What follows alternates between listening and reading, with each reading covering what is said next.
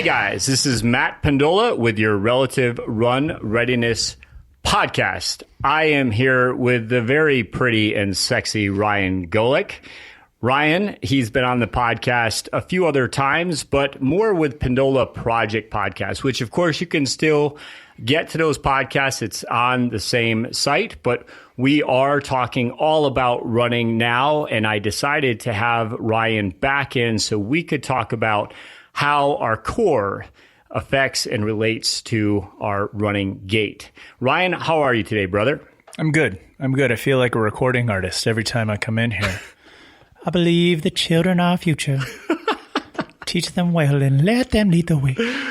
Oh, boy. Yeah, excited to be back on. Excited to talk about things and stuff and, listen to myself talk. Yeah, you're not just pretty, you're funny too. You might know a thing or two about function and what's relative. And if you guys have listened to Ryan before, you know that he does know what he's talking about. I hate to admit it, but I definitely think that Ryan is one of the better strength coaches out there. I give full credit to him there, but I don't like to give him too much credit because, he already has his head pretty big. So I'm really good.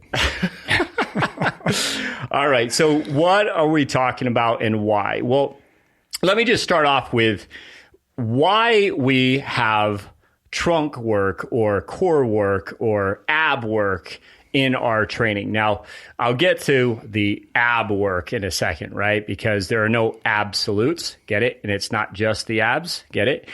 And we can talk a little bit more with Ryan about why we train the abs and how we train the abs more isotonically or more focused on just those muscles, but then how and why we would start to do more compound movements to integrate better performance. So it's not just black or white. There are some things that we do want to work on with a little bit more focus for spinal flexion, for example, but we do want to make sure we are integrating the right patterns and the right programming. So first of all, Ryan, I know when you are a young man and you want to train those abs to be even somehow sexier than you are, there's a lot of focus on doing your crunches or doing some sort of work that I think back then we all thought would really make our aesthetics that much better, even though I have to admit back then I didn't think as much about abs being cooked in the kitchen as I realized they are now.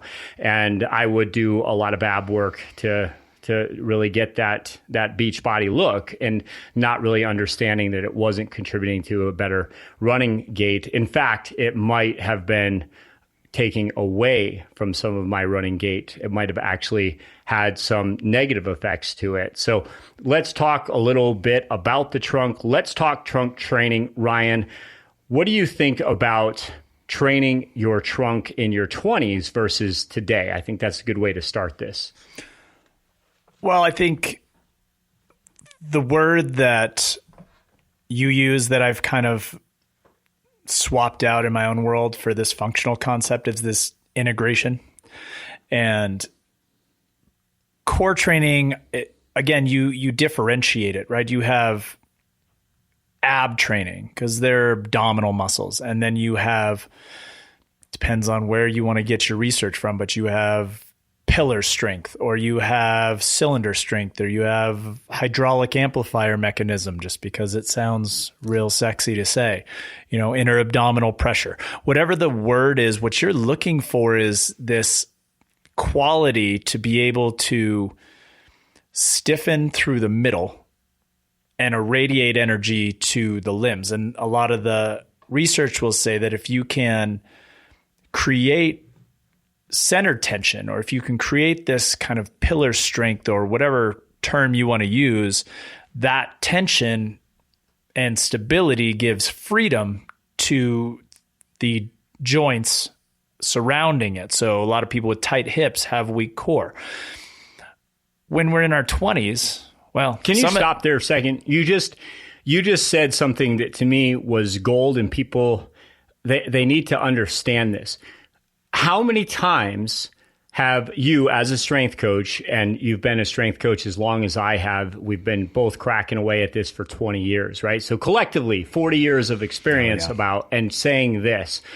that stretching, it's not that it's bad, okay, or I don't think of stretching as a bad thing, but it's not going to address the problem in most cases where we're looking at a weaker area from our core, or in other words, taking that concept of a nice, strong, stable core that does have stability as a factor, but I almost never hear about the mobility part of it, right? And when we address these strengths through the core, through stability, that allows for better mobility, which equals our ability to be able to run with more efficiency. So let's just talk about that for just a second, because I love what you said. I just, how many times though, Ryan, have you seen people stretching and stretching and stretching, and they always are tight, and they're tight and they're tight and they're tight, and day after day, week after week, month after month, and then they're still stretching and thinking that that's going to change things for them, right? Yeah, so I think there's actually two pieces to that. There are the people that are systemically tight. Right? You would do an assessment on a range of motion, and you would see that they don't have what they should have.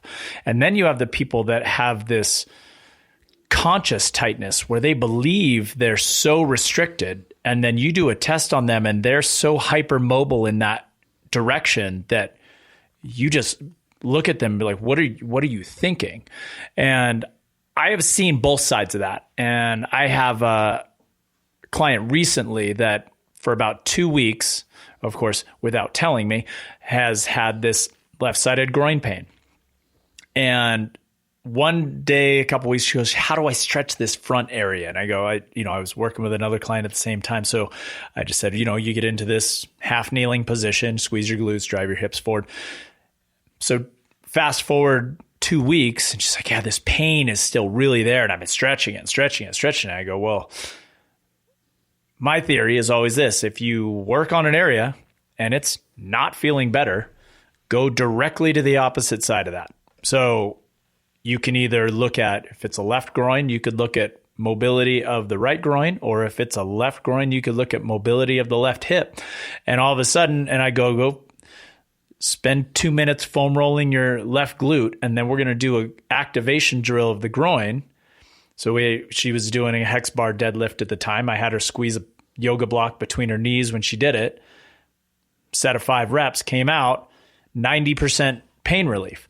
And people look at that like you're some voodoo magician, but the reality is that tension is held because it's protecting the system. So if my body is not stupid, your body is not stupid. Someone's body might be stupid, but I don't know who they are.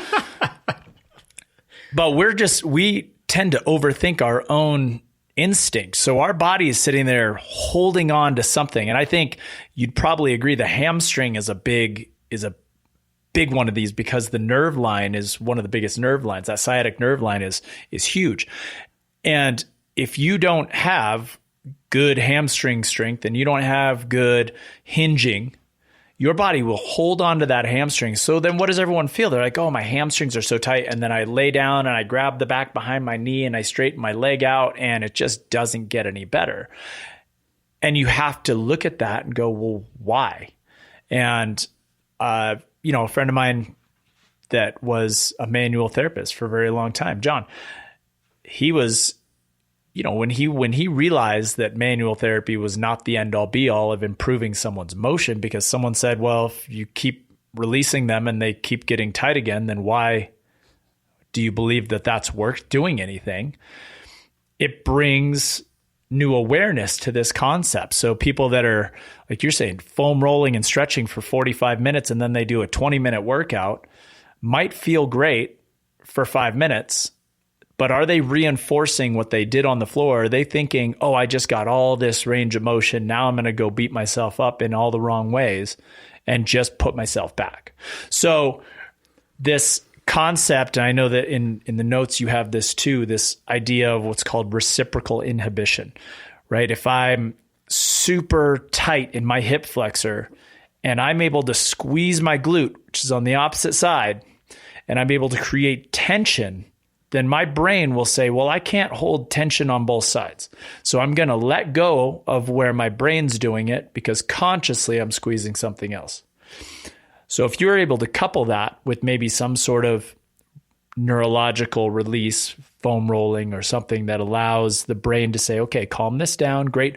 Oh, active. Oh, I don't know what that feels like. This is good. I like this. I'm now stabilizing on this side. I don't have to work so hard on the other side. Magically, your range of motion just normalizes. Doesn't have to be ideal, but it's just got to normalize. You have to have an equal amount of ability from one side to the other, because symmetry, whether you're 20 years old and you want to step on a bodybuilding stage, or if you want to foot strike evenly on your left and right when you're running, matters. And as much as all those people out there now are like, oh, symmetry is really not relative. You train where you are and your body is what it is and you can adapt. If you want to be an elite anything, the closer you are to symmetric in how you move is going to create power. It's going to create longevity, and it's going to create performance that you need. Yeah, no, so talking about reciprocal inhibition for a second, I'll do one of the tests that we'll give, and shameless plug, but it's in our program, guys, is a Pendola project. Now it's Relative Run Readiness is the name of the program, Ryan. Get it right. Okay. It's on the Pendola Project website. Yes. No, but guys, in all seriousness, you do a leg lift test, right? So you might do something where you're seated and you have your legs straight out in front of you. You have your back up against the wall. So you can't round your back. Essentially, you have good extension through your spine, and then you lift one leg up at a time. Now, we might look at that as just one of the self-assessments that somebody does, and we might see that on their left side that they can only hold the position for maybe 10 to 15 seconds, whereas on the right side, they can hold, say, for 50 seconds or a minute, right? We see those kind of asymmetries. Now, when we do something that's a little bit more, to me, relative for increasing capacity, we could go into, say, a single leg hip thrust where you're elevated, right? So your heels on the bench, and now you are doing a hip thrust with a little bit of a break in the knee at the bottom where your butt's touching, but when you thrust up, you extend your knee. You go to terminal knee extension, hip extension, and you might say do that for a series of sets and weeks and accumulate a little bit more that way in that capacity. So to me, that's just an example about how we can start to educate our clients on how they can address these inhibitions, and also how they can get to proper training for these inhibitions.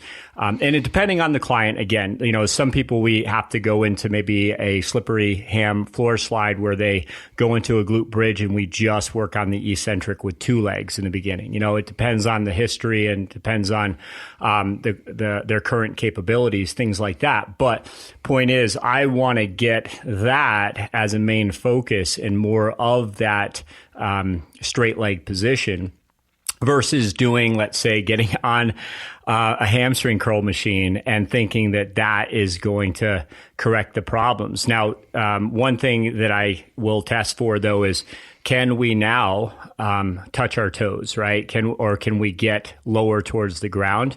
And I've yet to be wrong on this one. In other words, we always increase our range with that type of progression. And sometimes we even see that range change even on the same day, which is that means that we're also dealing with a little bit more nervous system. I believe in what you were referring to before, Ryan, is what the brain is perceiving and even guarding, right? Do you want to talk at all about that, or any examples in your mind about that? Yeah, so it's interesting when you're talking about that straight leg test, because we just went through last week in our trainer education. I took everyone through the relevance of the functional movement screen straight leg test. And for those that are familiar, functional movement screens Gray Cook came out with is a 7-point examination, looking at basic movement patterns, and then trying to red flag areas of concern. Wait a minute. I thought I came up with that move. No, you've got run readiness. Guys, we were just talking Run before readiness about program. a trainer we both started off with that claimed that he kind of invented every movement you ever heard of. But all right, back to the truth. You here. invented the seated one, Matt. That's my truth. You made it better.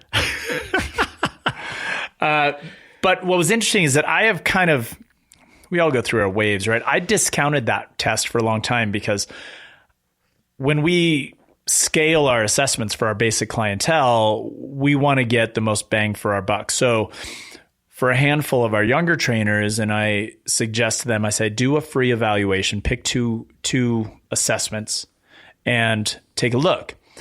And we usually default to, probably a Thomas test, which is look at passive hip flexion or hip extension and an overhead squat. Do those really tell you a whole lot? Maybe, maybe not, but it gives someone a sense of awareness that you're actually looking and you're concerned. But I had always kind of pushed the straight leg test to the wayside because in my mind, I've always been thought, okay, well, if we load hamstrings in a hinge motion, right?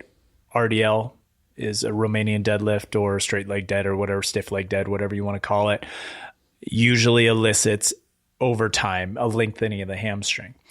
And what was interesting is that I started thinking, okay, well, how much like someone that can hinge really well, but doesn't have an active hamstring range of motion reciprocally, right? They're not using the rec fem. They're not using the hip flexor. They're not using the abdominals to see what an actual range of motion of the hamstring is. There can still be underlying issues that are existing at the pelvis, say SI joint, something like that, by not having that active range. And I took a couple of our trainers that have a really strong hinge that couldn't raise their leg 45 degrees.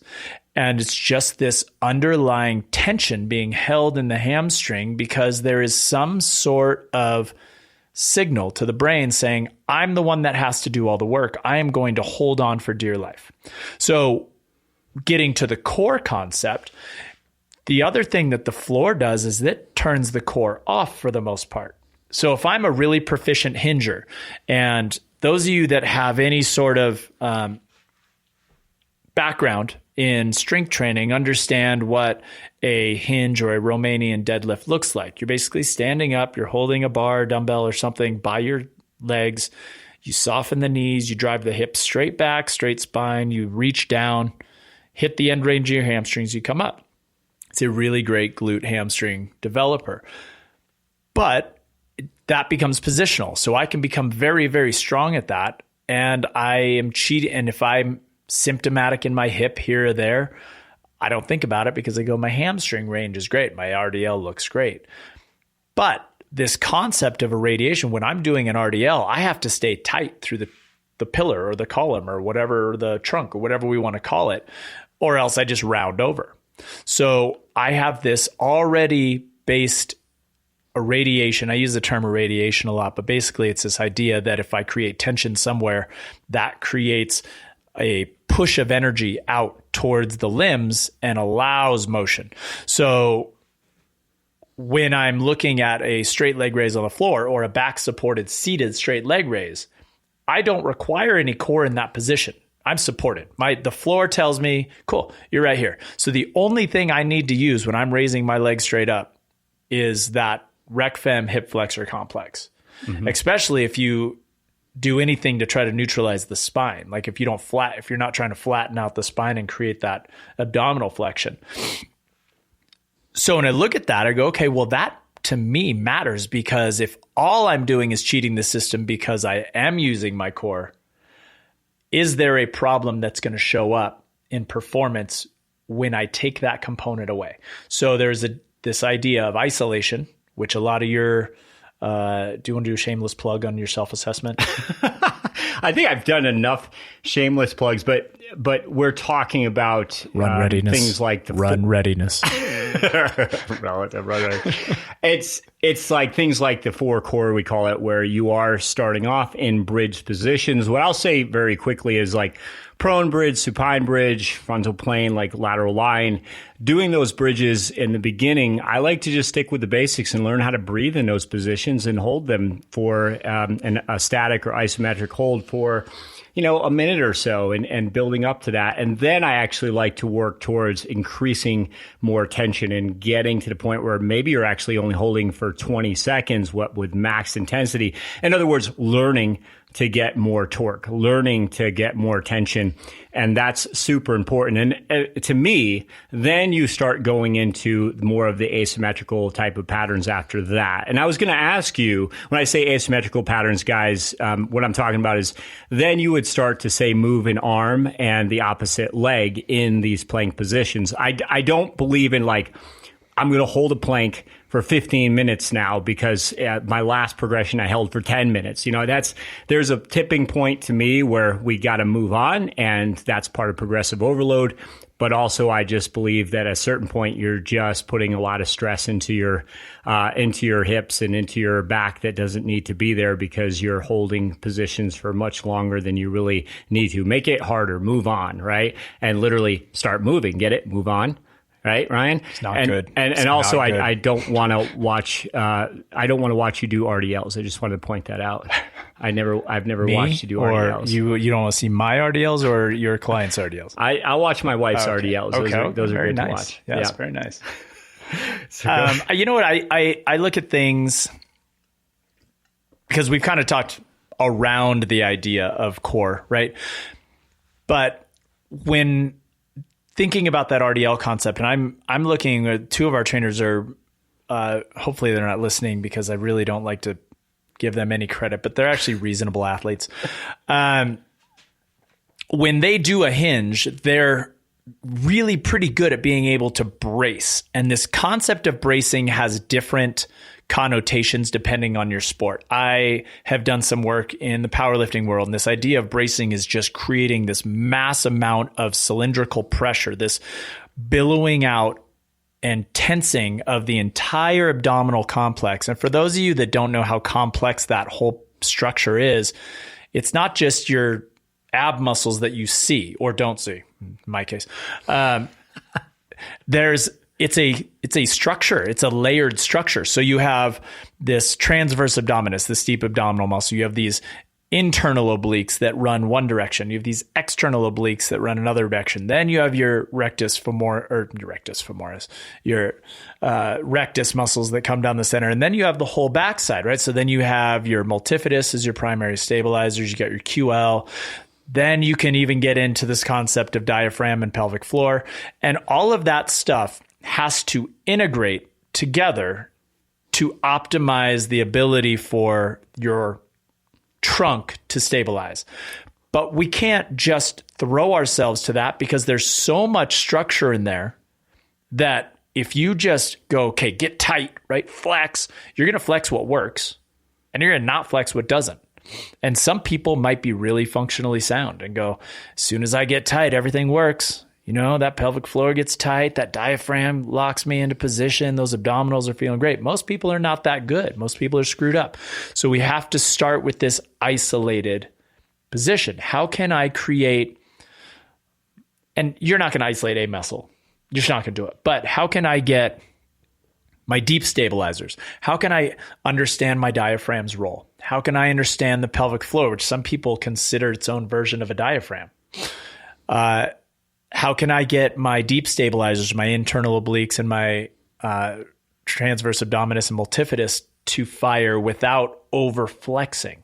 Then if I can just get my brain to turn those on, then I integrate my system and I go, okay, I build up tension. I build up this idea of pillar stability by default. I don't need to billow out and flex really hard when I'm running, or else I'm probably going to pass out in the first 3 steps, which if you don't want to run the race is probably a good way to get out of it. But outside of that, you have to have this base level of intrinsic stability first. And that's going to come from understanding where the pelvis is, understanding where the rib cage is, and then understanding how those deep stabilizers work independent of that abdominal flexion. So when you're talking about in our 20s with our crunches, it was aesthetic. You didn't need a deep abdominal. You didn't need your transverse abdominis to work unless you wanted to do a hollowing belly roll on stage. You know, what you did was you did a bunch of crunches because you wanted that 6-pack to pop out. You wanted that 6-pack to be an 8-pack. When you're a runner, I'm sure that just like any sport, you get in the locker room, there's got to be a little bit of shirt off ego, right? But when it comes down to it, how I move on a track or how I move on a course is going to matter as to whether or not I can maintain breathing, right? I can maintain a relative stiffness in the spine, lower spine, to elicit freedom of motion at the other joints and performance. And if you don't teach that, which is a lot of what your base core non-flexion extension dominant patterns and these progressive stability drills and hip extensions and these things where everything around there, we're teaching how to work in symmetry. If that doesn't work, you're going to bleed energy. You're going to be overworking something. You're going to be underworking other things, and you're going to end up hurt at some point. Or you're going to cost yourself performance, which the people that are going to sign up for the Run Readiness program are going to want to be performing at their highest level. And they're going to want to take where they are now and be higher than that.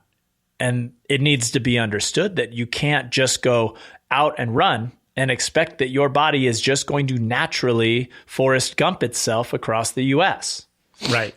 No, and I like what we're talking about here because I often talk about in control, ready to roll as something that I like to think as a self-affirmation out there running, and I'm in control of my breathing. I'm in control of my stability. I'm in control, obviously, of my abilities, right? So this is something that even with the core conversation, we are talking about essentially being in control, ready to roll without having the defaults or without having the energy leaks or bleeding energy like you talked about. But one thing I wanted to cover with you, Ryan, I think is a common misconception about whether or not we should be doing general physical preparation or specific physical preparation. So in other words, if it doesn't look like running, some people don't think they should be doing it, right? So I'll do core work, but it needs to look like running. It needs to mimic running. And I'm just basically seeing people adding some light dumbbells or even heavy dumbbells.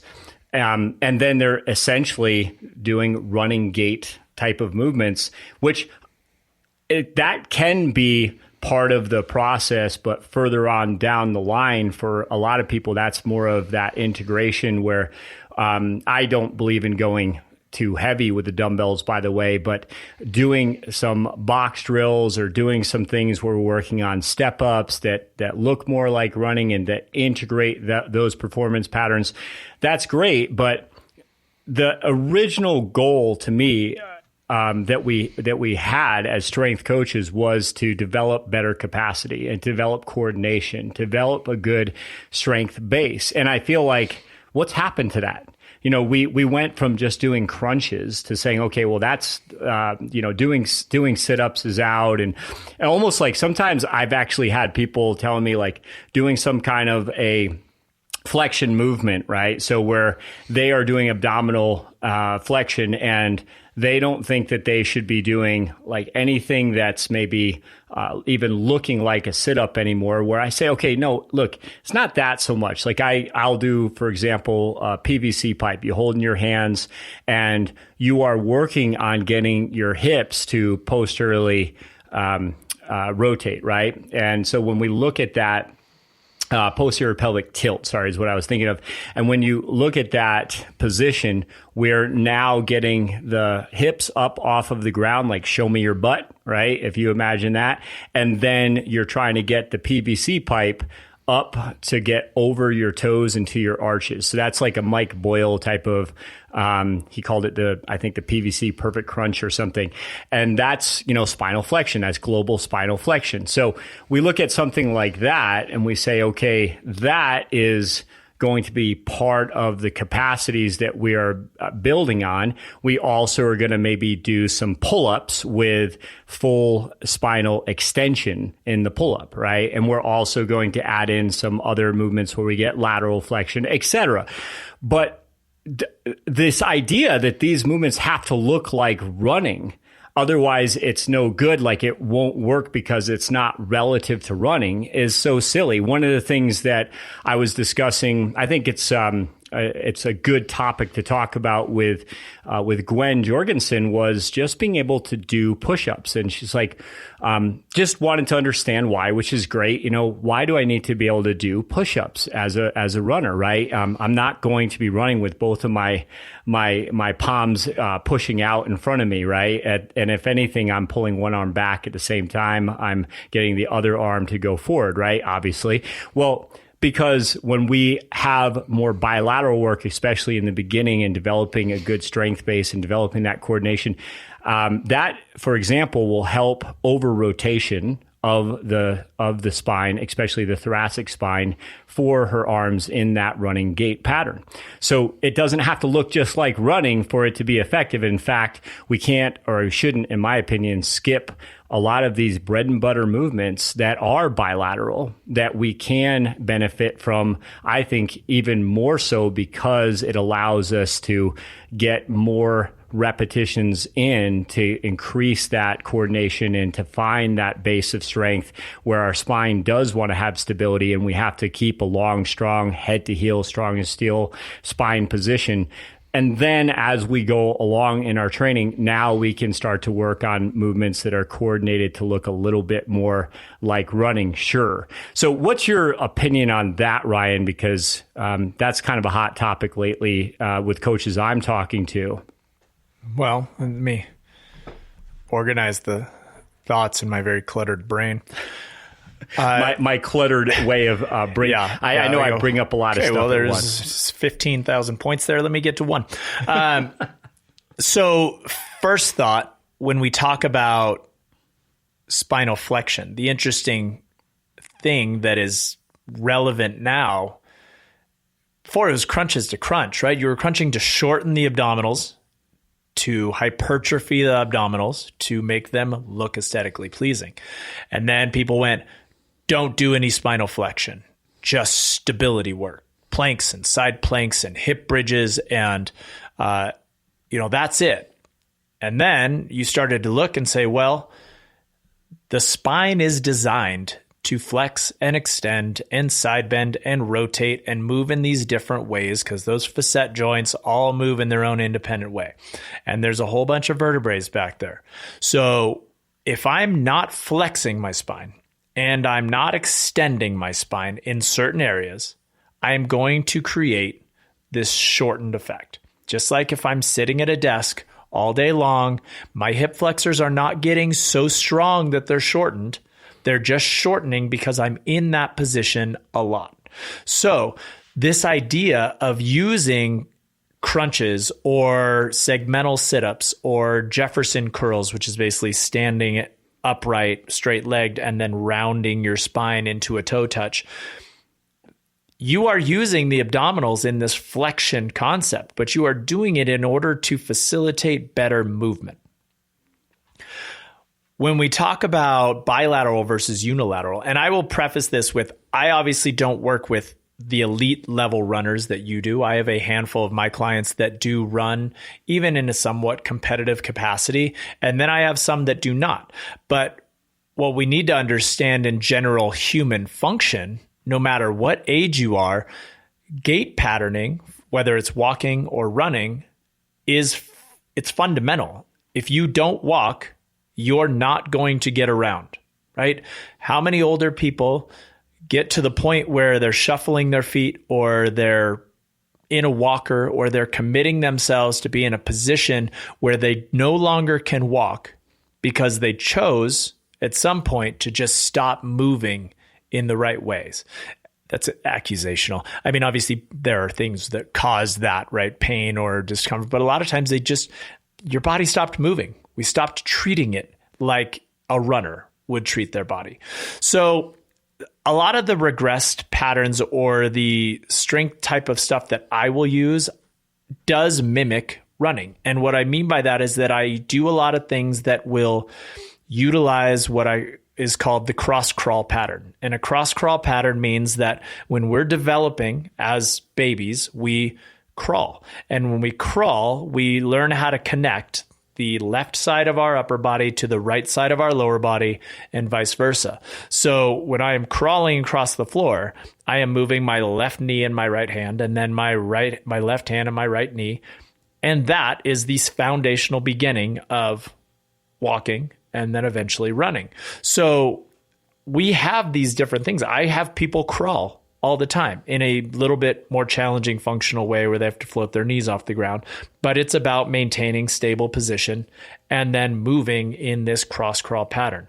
I have people do a lot of half kneeling positions, which is one knee which is basically the bottom of a lunge, right? I put one knee forward, one knee back. And if I have a unilateral drill, typically I am using the back leg arm, which would mean that the forward knee is working with the opposite arm.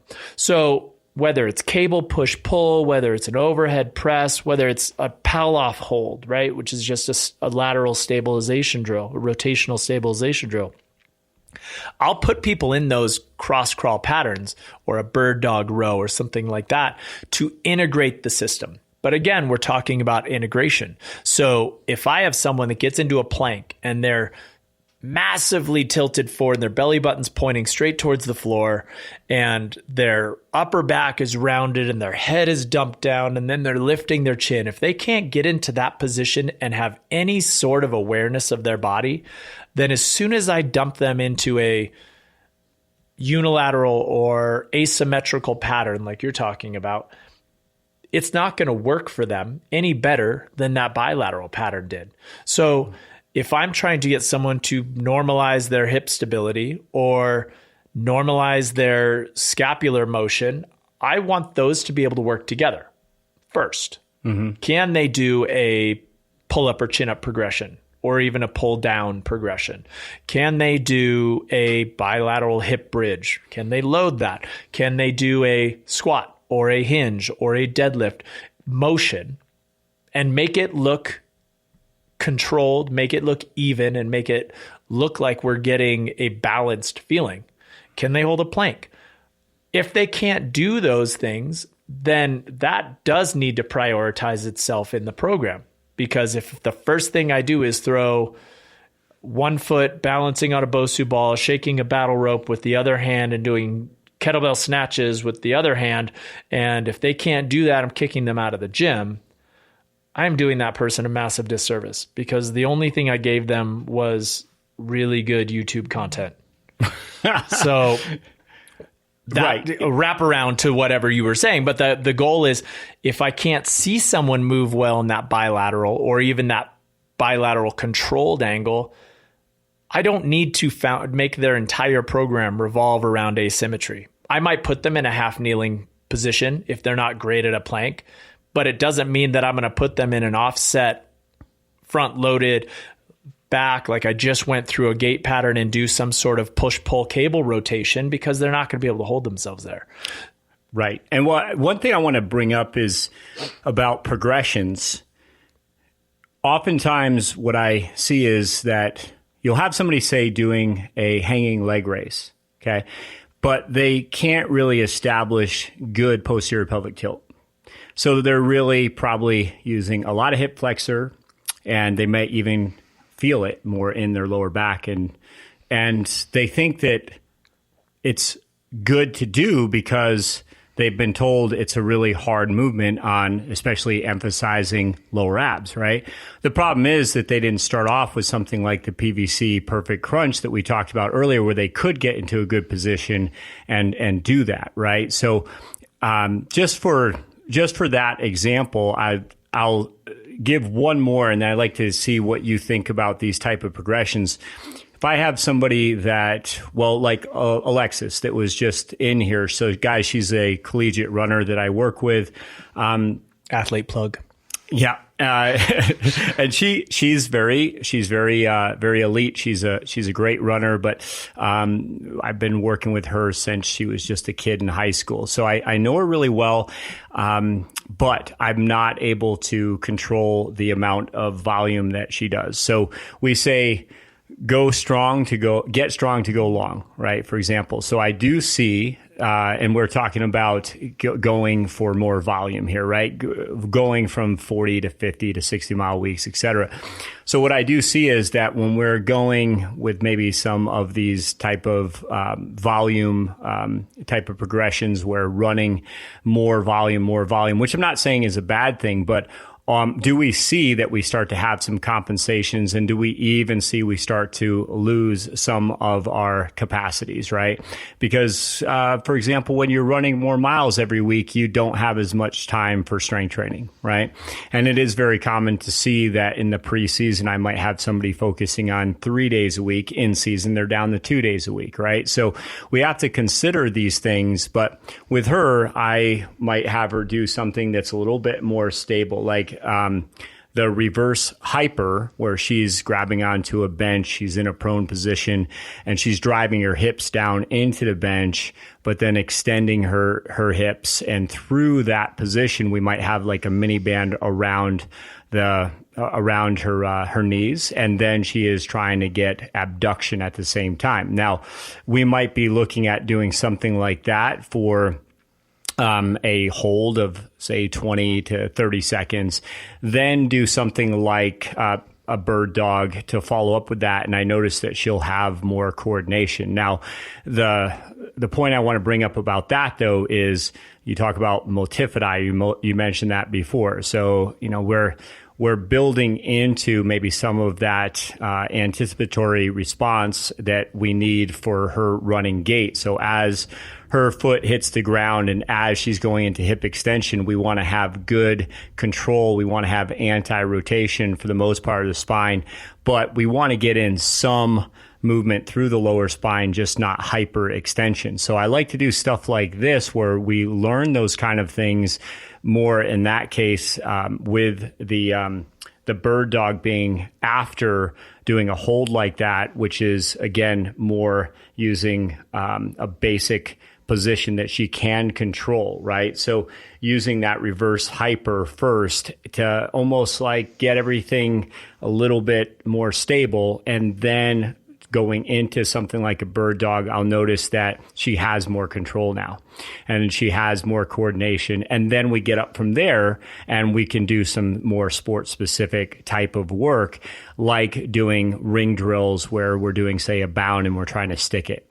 Okay, so that's just an example with her, because she does tend to get some restrictions through her hips and TFL and psoas, et cetera. So what do you think about those type of movements, or is there a type of progression you prefer, like bilateral, then asymmetrical, and unilateral? Like what's your progression on something like that with a client? And you said, by the way, that your clients aren't elite runners.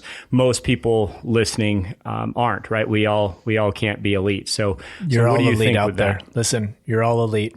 You're all great. So I think a little bit of kind of what you're talking about is an idea of activation. And when we look at stabilization concepts, it's not always about how strong you are. For anyone that wants to talk a little bit about the difference in anatomy, we talk about muscles that are stabilizing by nature, and they tend to be your more aerobic driven muscles, things that can go for a very long time. And then you have your power production type of muscles, and those are your beach bodies, right? Those are your pecs and your lats and your glutes and your biceps and your triceps. Like those are designed to actively flex and extend and generate power and generate torque. And although we can make an argument that the glute acts as a stabilizer, in reality, what we want is those deep rotators of the hip to be working in conjunction with the short internal rotators of the hip to keep us in line. We want it with that lateral glute muscles, your glute med and your glute min and your TFL, to work with the longer adductors along the inside of the thigh to keep us stable left to right. And then we want, and those things are active and stabilizing the joint. Then, and of course, our core, because that's the whole conversation that we're having here. Then those big power development muscles, your quads and your glutes and your calves, you can generate this torque because you're not having to use them to control the system. So let's take a look at that reverse hyper, which I use a reverse hyper in a lot of different ways. I will use it even with some segmental lumbar extension if I have people that are really flat and rounded out there. But it can be a great tool for bilateral activation of the hamstring and the glute, especially if you put them into kind of that frog abduction. And you can get that's a great variation there, that frogger. Yeah. So you can do that different ways too. You could do straight-legged bridge, right? You could put your heels on a box and lock your legs out and then have that long lever straight extension, or multiple different ways. But your goal is that you're not building someone's massive strength in that movement. What you're trying to do is get the muscles that you want to help stabilize the pelvis dialed up, right? There could be an argument if you're just neurally stimulating them that you could just slap all those muscles a lot and get those to kind of come online and then go do a movement. Who cares how you do it? You can foam roll it and get there. But we want to get those to turn on, because if they're on, then the body says, this is what I'm going to use right now. It's almost a pre-fatigue. I'm going to fatigue these a little just by getting them going. So then my body goes, here's where I'm going first. Can I say real quick, that's also, to me, really important point, is that when we're doing a program and priming up for the main work set, so we're doing work-up sets, before we get to our top sets, before we get to the heavier loads, we're doing some activation there. So we might do that core 4 movement where we're holding with 20 seconds max tension, but just a round of that. A lot of times we'll just do just enough. And if we do anything that's to fatigue or that's even to failure, we do it at the end, right? And so that's just something I want to bring up, because I see sometimes that people are doing like, 100 curls, right? In other words, like crunches, right? And then they're going to go and do something heavy, right? And I think that's an important point you brought up, is know what you're training for. Understand that you're trying to prime things up before you do something that's more demanding on the entire system. And that's the why behind that, so that you have better mobility for, say, the squat or for your run. So before I go on my run, I do just a little bit of activation, but I never feel like it's to pass like maybe a 6 or a 7 at the most effort wise. I don't go to an 8, 9, 10, because you want to have that feeling of good activation, but you don't want to go to failure there. Now, again, you get done with your run or whatever, and if you want to maybe progress that a little bit to get stronger in that area, then pick up more sets on that and go to failure then, right? Yeah. I also think that these activation drills get misconstrued as, and this is not so much in the running world, but maybe a little bit, they get misconstrued as this isolator. And we've been talking a lot about glute activation, but it's, to me, that falls well within the scope of core control as well, right? I know I saw a video the other day of a local trainer pitching their program, and they had a... Are you talking about me? Yes, actually it was a run readiness video. And they had basically a mini band. They had the cloth elastic hip circle band, and they said in their gym, if it's whatever they called it their BFF. And once that's on, it never comes off. And for anyone that has ever used a band assisted or a band resisted activation tool like a hip circle, Mark Bell's hip circle, or now any of the knockoffs, or the rubber mini bands. They're just a loop elastic band, and you're working against that resistance. And the whole point anyone had ever developed with this thing is to just help get things to come on. You're not trying to build these massively hypertrophied glute med muscles so that you have what a lot of people like to call side booty. Okay? So if your entire workout revolves around having this heavy duty band around your knees, your squat pattern is going to suck. Your motion, your range of motion is probably going to suck, and you're not going to benefit the same way as you would from just getting those things to come on and then doing the foundational movement. If you're squatting that day, whether it's a goblet squat or a hex bar squat or something like that, just do the exercise. Use the band to go, okay, hey, I feel it. I got a burn going in my hips. I got all those things feel like they're working. I did my planks in between. My body's getting tight, and now it's my strength day, and I've got 4 exercises, and I'm hex bar deadlifting, and I'm not going to shove a mini band around my knees to do it. I'm just going to bend down and pick the damn bar up and then put it down. And I'm expecting that if the Run Readiness program had prepared me with the right activation drills, then when I go to do that deadlift, the right muscles are going to work. And I'm going to be training my core in this integrated fashion. And I'm going to be training my hips and my hamstrings. And I'm going to be training my upper back. And so when those muscles are trained to, if I'm a strength day, to fatigue, or if I'm just doing maybe a little pre-game, mini workout, and then I'm going to go for a run. Maybe I'm getting myself up to 60, 70% effort. I want to get the most out of that. I don't need all these little baby tools to get me turned on, because those are the ones making me stronger. They're not. They're getting us ready.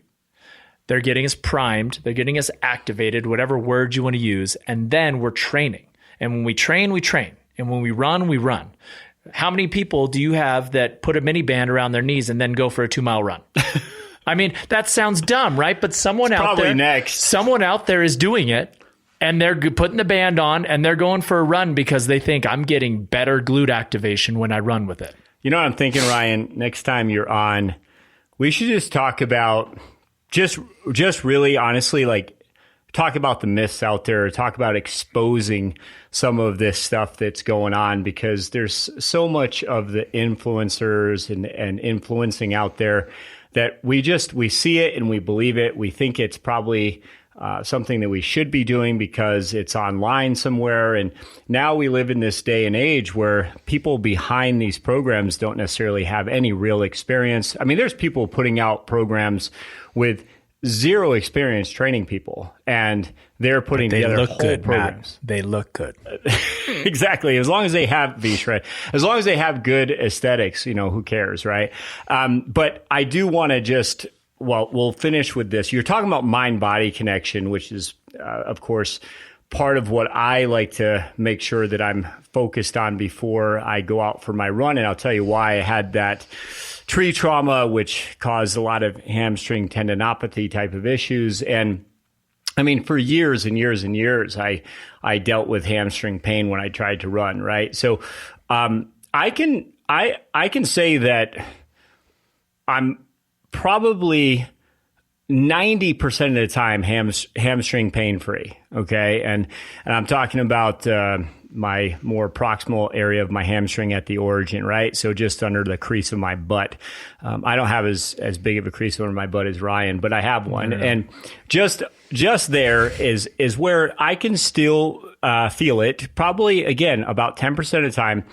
And sometimes, yes, I came off of, right now I'm trying to, my first goal, break a 5-minute mile, right? Just as a first goal for the year.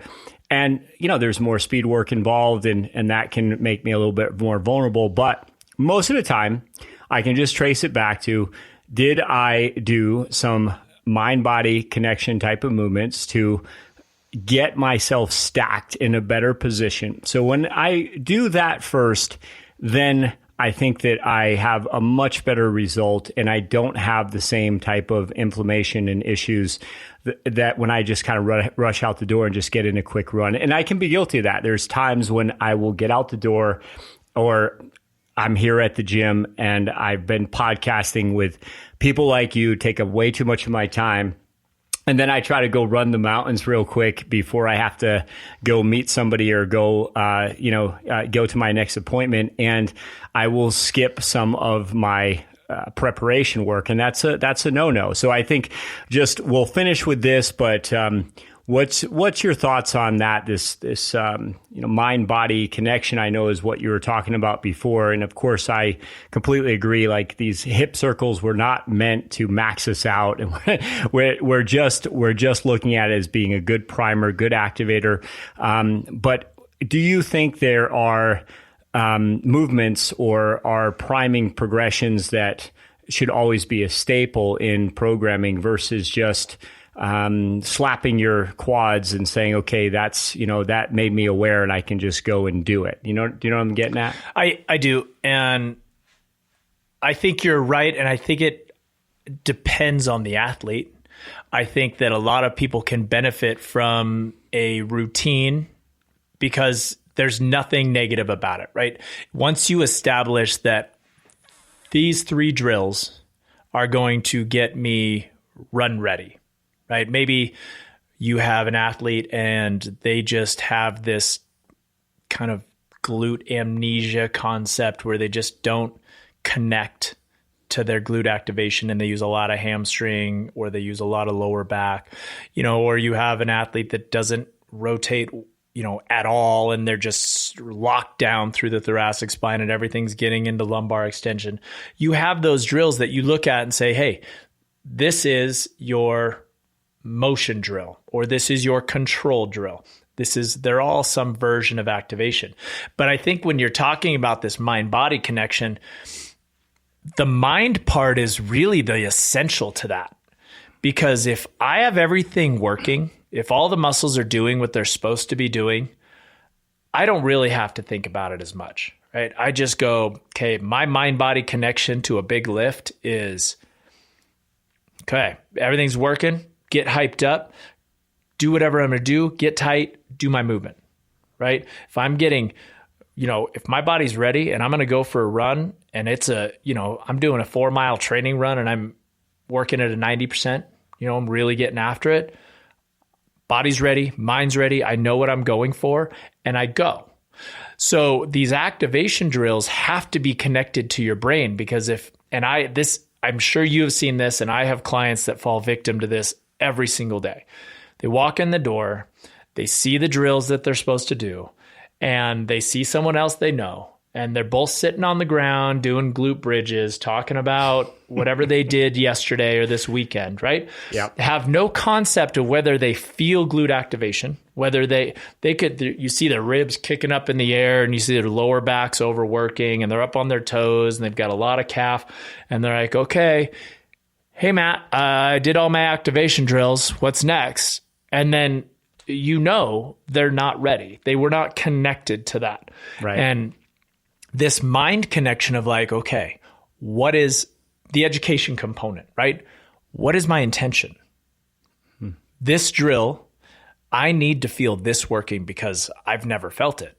Right. I always feel my hamstring. Okay, so I'm going to intentionally really squeeze, or I'm going to use that band to help me cue those tissues to come on, to just come online. Okay, oh, I feel that. Okay, great. Hold that. 5 seconds. Good. Let it go. Bring it back up. Hold it. And by the end of that, you're not even thinking about it. It's already there. I'm going to do some sort of, plank drill. What do I feel? Well, I'm in my lower back and my head's tucked down and I can see my toes because I'm looking underneath me. Okay, well, that's not connected. What am I trying to elicit in that plank? Well, this is the position I'm going to be in when I'm running. This is an upright, erect posture. So I need the glutes active. I need the rib cage down. I need the head drawn into a neutral position. I need the scapulas not over protract or retracted, but just set somewhere in the middle. Thoracic spine in neutral. They have to know what that feels like first. And they've got to be connected to it because the moment that they go to get out of there and go do something else, the brain has to have connected to the movement. And if they didn't connect to it, it looked like exactly what they're going to look like when they go for their run, or they do their squat, or they do their bench press, or whatever it is they're doing that day. They mimicked it. As soon as they came out of that plank, their position didn't all of a sudden look magical when they were out running. Their head was dumped forward, their arms were rolled, their glutes were off, their ribs were flared. And they go, yeah, I really didn't feel that good. I don't think those activation drills are working. Right? So the connection is less about what's going on during the workout, although it matters, but it's more about I need to connect to what I need to be active to do this workout correctly. Right. Right. And that's, as you know, I refer to this as athletic anchoring, right? Athletic anchors are part of that preparation, but really the mind-body connection. I like the way that you said that. This is part of the process of giving you a ritual to get ready to also get into a better position for your goal, for your sport, for better movement. And if you just kind of go through the motions, you haven't really prepped yourself, you haven't primed yourself. And then you're wondering why something hurts, right? When you get out there and well, I did all of my protocol. I love that. That's a great way to finish this conversation is what you are doing, guys. Focus on it, do it well. Don't waste your time. It's about putting in good priming, good preparation, and then you get to go do the work with a little bit better activation. Wouldn't you say, Ryan? I agree. I think the simple term is earn it. Yeah. Right? Yeah. You have to earn the right to go do something. Just because you're maybe a fast runner doesn't mean that you've earned the right to run fast. Right. So right. If you see someone that is just more likely to cause damage than accelerate, that person has to understand, I need to move better to do this. So I have to step back. I've got to connect. I've got to activate. I've got to get strong. And then I can earn the right to go back to there, because then once I'm there, I'm not there anymore. I'm past it. Right. I am now at the next level, and everybody wants to level up. Everybody wants to be elite. Everybody that's elite wants to be more elite. And you can't get there by doing the same thing. So you have to connect, and you've got to accept that if I'm going to do this, I'm going to tune into it and I'm going to earn it. Yeah. And you know what? Just on that note, people who really take their protocol seriously, people who really follow these rituals consistently, it's not a coincidence. Over 20 years of time, I can tell you that there's no prevention of injury, right? But those people, we tend to see less incidents of injury with them. And when I am talking about athletes that are racing in season, it's always the same thing. The athletes that I'm looking at their programs and they don't mark that they even did their protocol. You don't really know what they're doing, versus the athlete that not only marks off what they're doing, but has some notes about how they're feeling. That latter athlete, I almost never hear any problems from, right? Versus the athlete that's like, oh yeah, I've been doing it. I mean, I haven't been documented, but I do it. And yeah, I don't know, like my back is really starting to bother me though. So what do I do? Right. And it's like, it's so common for me to see that pattern. So take your movement seriously, guys, because it works. And that's kind of, again, where I think of calling this stuff more of an athlete anchoring, so that you have a little bit more to build yourself into a harder progression, or a harder strength progression, or running progression that day, that week, that month. You're not just throwing yourself into the mix and then hoping that you survive, right? That's kind of how I think of it. Ryan, thank you so much, man. I think that you are going to be back next month, right? Can I convince you to come back? I suppose so. All right. And I'd like to talk about fitness myths and some do's and don'ts. I think that'd be fun. Something maybe a little bit more fun, a little lighter. We're going to make fun of some people. Okay. So myths and legends. Yeah. We're legends. They're myths. No, but there are some concepts there that I would like to kind of delve into with you, because it does anger me a little bit that some of these influencers out there are giving the kind of information that really can hurt us, not only not help us, but can even hurt us. And I think that's a good subject to kind of go on and talk about a little bit more, because we need to be educated about what we should be following and why we should be following it, right? So let's talk about that next time. Agreed? Deal. That'd be good. Okay. And then Ryan, where can people find you? How can people communicate with you or hire you? What's your deal? Where do you get found, buddy? Me. You can find me on the Performance EDU website. It is performancedufitness.com. Or you can track me down on the Instagram at Movement Mechanics with an X. Yeah, man. All right, guys. Thanks for listening. We'll talk to you next time.